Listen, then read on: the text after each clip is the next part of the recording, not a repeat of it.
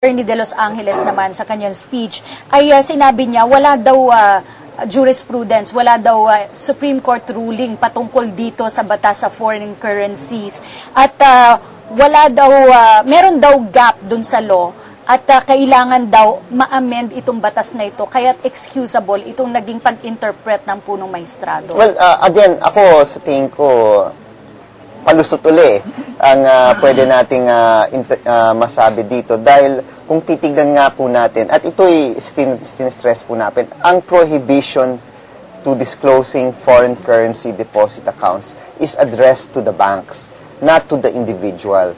So why is the individual prohibited? Is there any statement that the individual is prohibited, especially a government employee, from disclosing it in his SALN?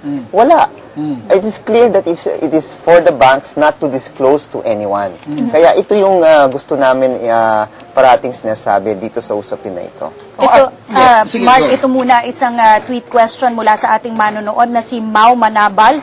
Ang tanong po niya, Congressman, paano kung maraming mag-abstain at di makuha ng number of votes to acquit or convict? Di ba po 16 to convict and 8 to acquit? Paano po kung marami, kung 5 ang nag-abstain? Well, ang abstention is considered no vote. In other words, it's an acquittal. Dahil ang mandato po sa ating saligang batas, kailangan meron pong 16 na boto to convict. So, an abstention is not a vote to convict. It may be considered a vote to acquit, even if it's not mentioned that they are voting to acquit. So, kung kumulang po, kunwari kulangin yung mga boto, it will be counted as an acquittal? Oh, because you look at it from the conviction point. You don't look at it from the acquittal. So, it's really for or acquit? Yes. Okay. At tanong ko lang kay Professor Xiao dahil very eager ding nanonood si Professor Xiao. Sa puntong ito, Professor Xiao, maganda ang impresyon sa Senado kay Speaker at Senate President Enrile. Sa tingin mo ba ngayon, base sa kanilang performance, can we be proud of our congressmen for doing their job well, lalo na po dito sa huling bahaging ito? Well, a lot of people are saying na dumating lang naman yung mga evidences sa kanila. So may mga criticism lang na ganun. Pero sa palagay ko kasi, na hindi kasi sila lumayo doon sa issue. No? Especially for Article 2. Na public accountability, SALN, pag nilagay mo yung dapat ilagay mo yung iyong lahat ng yaman sa SALN. Kung hindi ka naman lalayo doon, okay lang eh. Pero again, also, siguro, natulungan din sila ng mga iba't ibang ebidensya na lumabas all throughout the trial na wala doon sa unang presentasyon nila. But I guess, kahit ngayon, hanggang ngayon, consistent, nakita ko, bumabalik si Neil Tupas doon sa dati niyang mga sinasabi nung una niyang speech, consistency yun nakikita ko sa kanilang pinapakita ngayon. Congressman Erin, ito si Speaker Belmonte, wala siya dito sa trial. Yes. This entire time, he was not personally present. At marami sa mga argumento ng depensa dito are points of law or matters of evidence on record. Paano niya kaya i-handle ito na hindi naman siya personally present during trial? Well, of course, minomonitor naman po ng ating speaker. As a matter of fact, he would be here. You would see him around during hearing dates, Maybe not for the whole duration, but until maybe around 2:30, 3 o'clock dahil kailangan bumalik sa House dahil may session. Pero piyado, yung biyahe po niya mula sa mula sa Senado papunta sa House of Representatives, bukas ang radyo at pinapakinggan yung usapin tungkol dito sa impeachment. Sa tingin ko, ang magiging talumpati po ng ating Speaker of the House, mas more aspirational. Ano ba talaga ang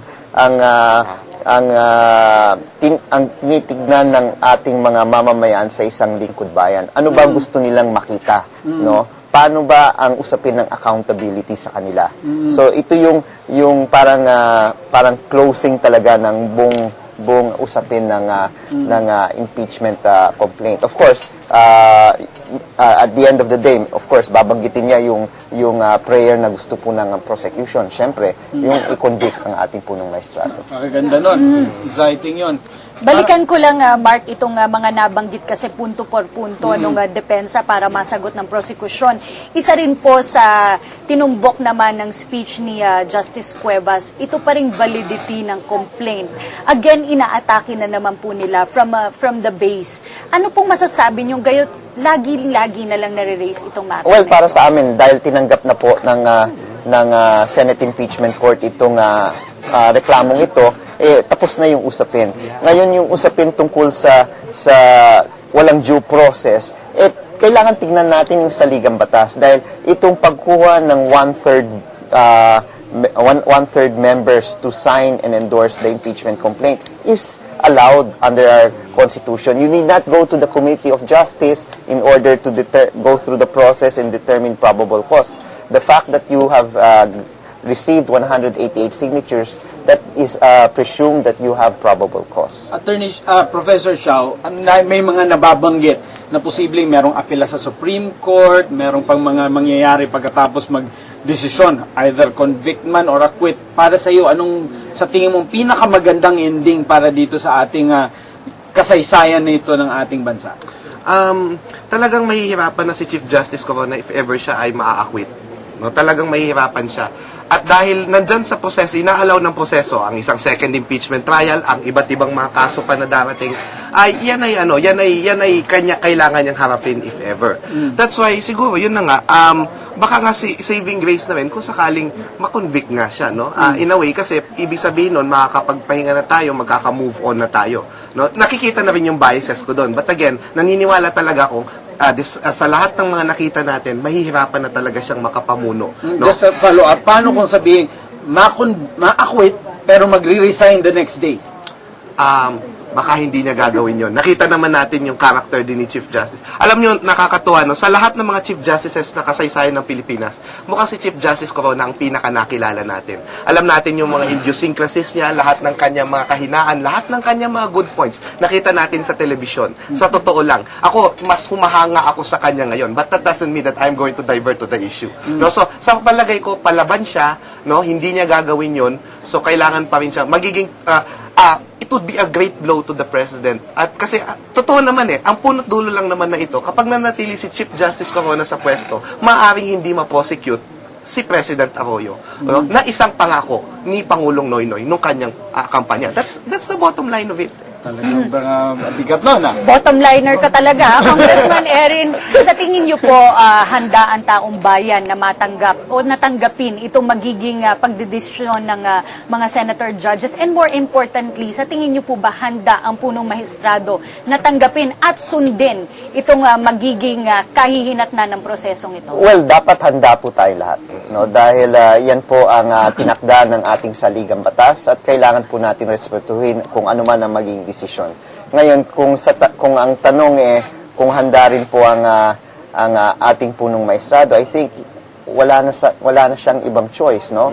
Kung convicted, kailangan niyang tanggapin ito dahil kung hindi niya tatanggapin, lalong mapapasama ang pangalan po ng ating punong maestrado sa kasaysayan ng ating republika. So ito yung piyado ang pumapasok sa isipan ng ating punong maestrado kung lalabanan ba niya, kung magkakaroon po ng apila pa sa Korte Suprema.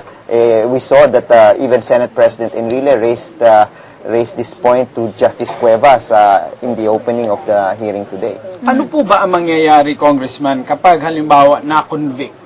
Ano po ang prosesong magaganap? Will he relinquish his stuff there?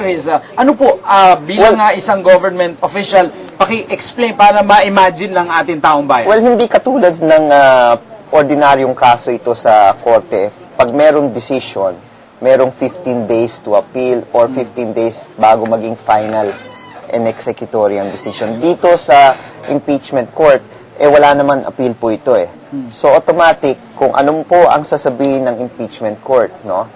Immediately executory, that means immediately upon receipt of the decision of the court to the person, the Chief Justice, or to his office, then the decision will be immediately executory, meaning that day itself. No? So he has to refrain or from exercising his powers as Chief Justice because the court has already decided. Paano po kung hindi ni-receive ni Chief Justice itong notice from the impeachment Well, court? there are ways on applying service, no? Alam ni Mark yan, no? So even if it's not clear whether it should be personal, wala naman sa rules ng impeachment court ito, no? It can be to his office, no? So dito natin makikita talaga kung ano mangyayari. Maraming salamat, Congressman Erin Tanyada. Of the prosecution. Majority Floor Leader. Yes, for the closing, there are 15 minutes left for the prosecution. 15 minutes and 30 seconds. Yes, we have 15 minutes, 30 seconds, Your Honor. For the third and last speaker, for the prosecution, may we request, Your Honor, that the Speaker of the House of Representatives, Speaker Feliciano Belmonte Jr., be recognized to close the case for the prosecution. Granted. Proceed. Proceed. Mr. Senate President, members of the Senate, countrymen, thank you for allowing me the honor of addressing this august chamber and the people of our great republic. I stand before you as the elected Speaker of the House of Representatives, and I stand as well as one of the 188 congressmen who signed the impeachment complaint against Chief Justice Renato C. Corona.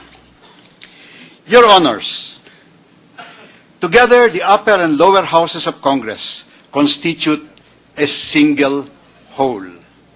Together, we represent the people of this country, their values, their aspirations, and their sense of right and wrong.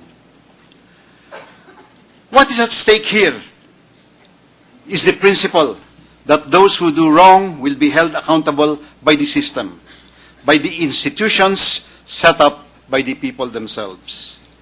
This impeachment trial has been a long and tedious and even divisive process.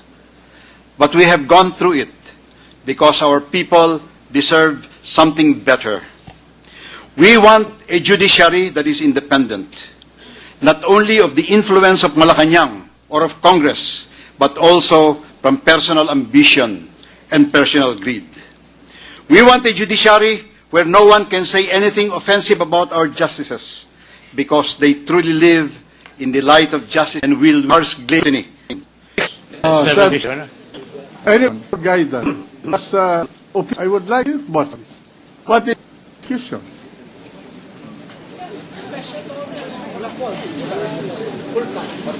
Can you help us in dividing what is culpa? Well, when it comes to refer to culpable violation of the Constitution, Mr. President, according to the records of the Constitutional Commission, culpable violation of the Constitution is understood to mean willful and intentional violation of the Constitution, and not violation committed unintentionally or involuntarily or in good faith or through an honest mistake of judgment. And it implies deliberate intent, perhaps even a degree of perversity, for it is not easy to imagine that individuals in the category of these officials would go so far as to defy knowingly what the Constitution commands. That is what the records of the Constitutional Commission defines or show what culpable violation is, Mr. President. All right. Thank you very much. I have no more question. I do not know about the other members of the court if they have any questions. Mr. President, Majority Floor Leader. the court is ready to retire, Mr. President. All right. So may I ask that the Sergeant at Arms make an announcement? Please all rise.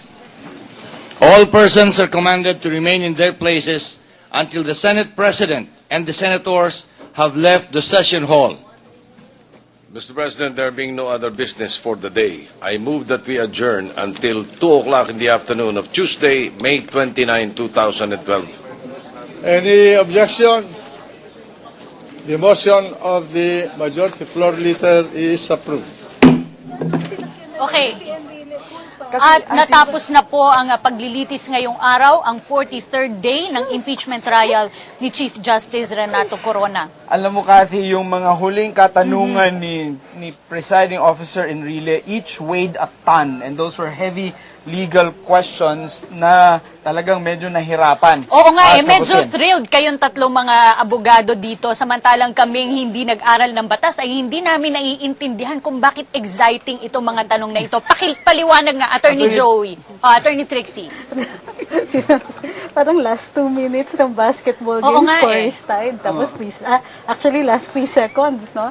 So, ang tanong dito ni Senate Presiding Officer Enrile ay kung paano, unang-una ang tinanong niya, ano ba ang mandato ng Code of Ethics ng Republic Act 6713 na nagdidirekta na mag-declare ng assets and liabilities sa kanyang SALN? At pinuntahan niya mismo ang wording ng batas at sinabing ano ba ang ibig sabihin ng salitang shall. So aming mga abogado, pag lumitaw ang word na shall, mandato yan. Mandatory, kailangan sundan. Wala kang discretion whether or not susundan mo yon. So nakikita natin kung saan pupunta na yung argumento.